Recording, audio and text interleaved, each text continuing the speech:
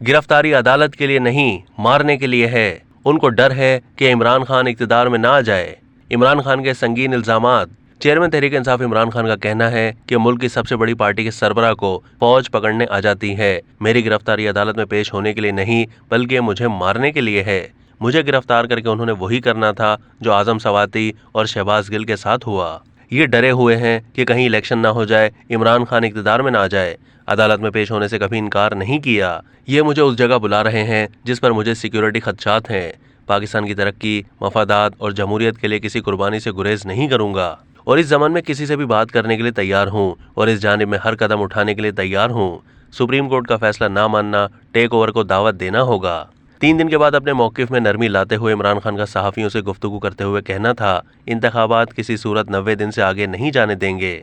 इंतखाबात 90 रोज़ से आगे गए तो आईनी तहरीक चलाएंगे। कानून की हुक्मरानी और अमल दरामद पर यकीन रखता हूँ।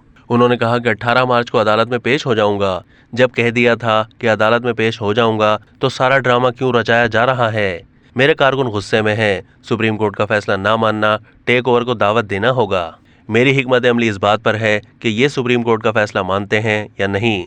मार्च 2021 में अहम शख्सियत ने बताया था कि जनरल बाजवा आपको निकालने का फैसला कर चुके हैं। पुलिस और रेंजर्स एहलकार मेरी गिरफ्तारी के लिए 2 बार मेरे करीब पहुंचे। कोई शक नहीं, गिरफ्तारी के बाद मुझ पर तशद्दुद होगा। अब तक के लिए इतना ही। मज़ीद मालूमात के लिए डेली जंग के YouTube चैनल को सब्सक्राइब कीजिए।